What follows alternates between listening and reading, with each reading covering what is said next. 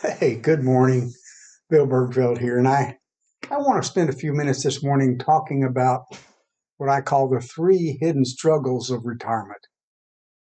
And I don't just want to talk about it, I want to talk about how to fix them. You see, here's what I've noticed. If you walk into any room full of retirees anywhere, you'll notice something almost immediately. You'll notice the difference between the ones who are thriving and the ones who are merely just getting by, just because they have nothing to do with time or anything else, and it certainly has nothing to do with how much money they have.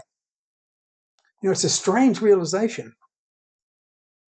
We spend 3, 4, sometimes for some of us 5 decades obsessing over the math that's associated with our retirement. We track the portfolio, we watch the stock markets, we calculate withdrawal rates.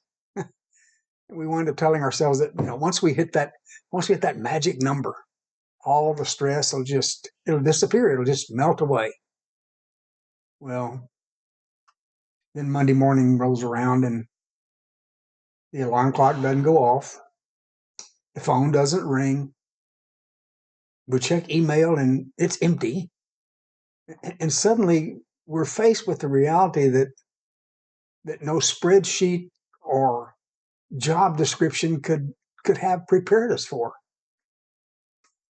If you're recently retired, or if you're getting close to retirement and you're feeling just a little anxious, that strange sense of anxiety that you can't quite put your finger on what's causing it. Let me make sure you understand this. You're not alone. In fact, you're experiencing what almost every successful retiree goes through. Today, we're going to talk about the three hidden struggles of retirement. These are the pain points nobody warned you about at the cake time, at the retirement party time. But more importantly, we're going to talk about how you can navigate through them so that you can actually enjoy the freedom that you work so hard to earn. The first struggle I want to talk about is the one that catches almost every retiree off guard. It's what I call the sudden loss of identity. For 30 or 40 years, you knew exactly who you were. You were the manager, you were the director, the teacher, the business owner. You were the person that people came to when they had a problem that they needed solved.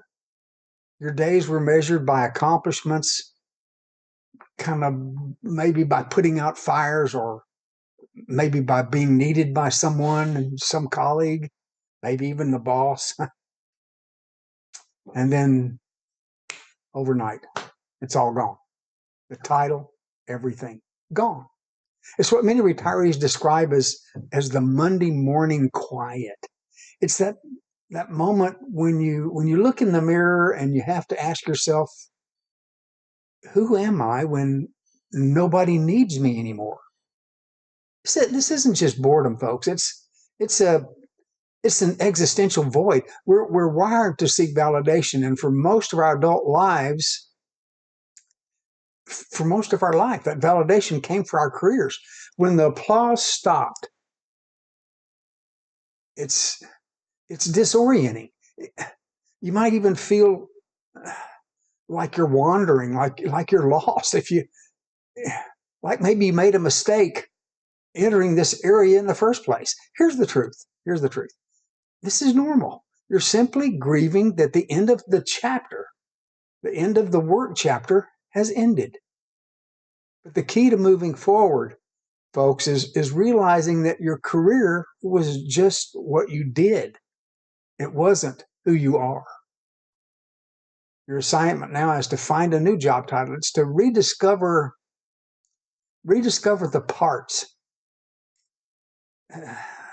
of yourself that you had to put on hold while you were busy building that career, becoming that person. What you were curious about is important. What were you curious before you got busy with work? What kind of impact do you want to have now that you aren't that you aren't having to chase that paycheck anymore. That brings us to the second struggle, the loss of purpose, the loss of structure. We all dream of retirement, the day when we accomplish that total freedom.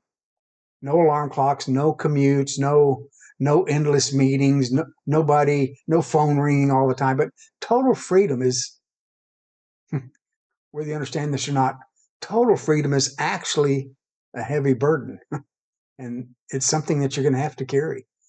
There's kind of a honeymoon phase, yes. For the first few months, it feels like, well, I describe it as an extended vacation.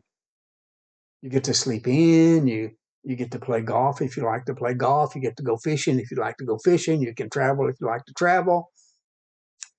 You finally tackle that list of projects, the ones you had around the house, things that, you knew they kind of needed to be fixed, but you just kept telling yourself, well, I'll do that next week. But eventually that vacation period ends, and the projects around the house, well, they all got finished, and you realize finally that leisure time, even though it feels good, leisure time has no purpose. It's not purposeful without the built-in structure of a workday. It's incredibly easy to drift, to be drifting. Days tend to blur together. You might find yourself spending hours scrolling through old chapters of something on television that, like Happy Days or Mayberry or who knows. You may even spend time just watching the news. I catch some retirees that's their entire day.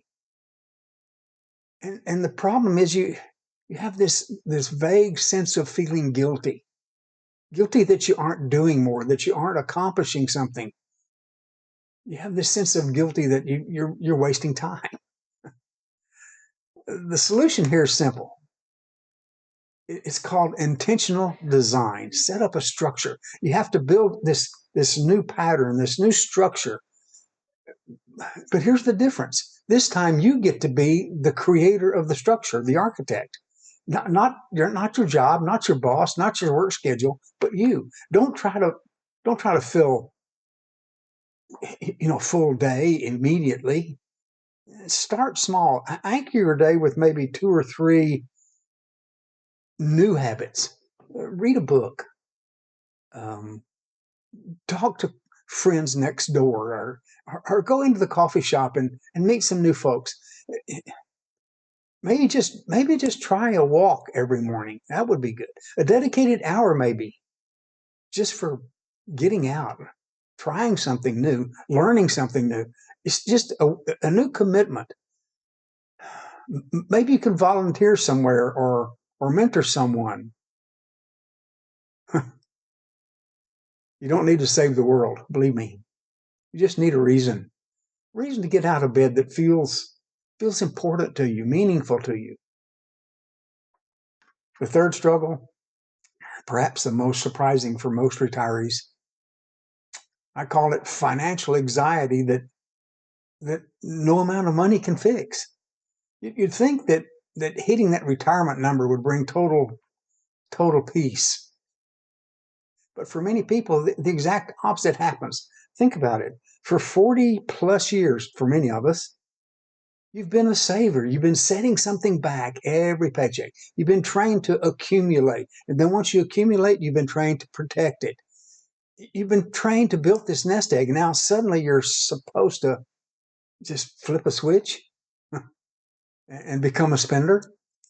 You're supposed to start drawing down the very account that represents your entire life's work. Believe me, it feels unnatural. Believe me.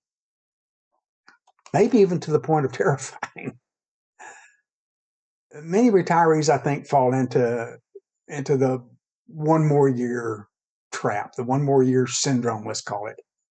They tell themselves they just need to work one more year to build just a little bit bigger cushion. That's all I need, just a little bit bigger cushion. One more year, another year. Then all of a sudden, it's another year. And then, goodness, it becomes another year. And retirees find themselves waiting for that feeling of certainty, knowing absolute for sure, I have a guarantee that I'll never run out of money. Let me tell you something, folks. That absolute certainty doesn't exist. There will always be inflation. There's always going to be market volatility. There's always going to be unexpected expenses. As you're aging, medical expenses, believe me, are going to change. But if you have a solid plan, and that's all you need really, if you have a solid plan, the math's fine. The problem is the mindset in creating that plan. You have to give yourself permission to transition from, let's call it transition from accumulation to distribution, to use. You have to realize that the money is only valuable if it buys the things you can enjoy in your freedom. If it only buys the life you want to live while you still have your health and the energy to enjoy it. This is real, and you can handle it. I want you to believe this. You have to be willing to let go of the need to protect the nest egg. You have to let go of that need to control. Folks, retirement's not a finish line. It's a major life transition. And transitions, they can be messy. Let me say this. They might require grace, and they're definitely going to require some patience. But here's what it requires most of all. It requires a willingness to reinvent who you are, a willingness to reinvent yourself. You've worked incredibly hard to get to this point in life. Make sure you're not navigating it by yourself. If you're looking for practical step-by-step guidance on how to build a retirement that's fulfilling, that's exciting, and not just one that's financially secure,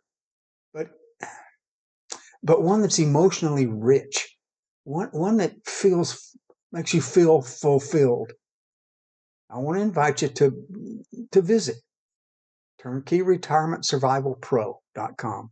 We have resources there, guides, and we have a community designed specifically to help you navigate struggles like these three. You certainly don't have to figure it out alone. Now, I really want to thank you for watching this. If this video resonated with you in any way whatsoever, please share it with a friend who might be approaching retirement or who is already retired and may be going through some of these struggles.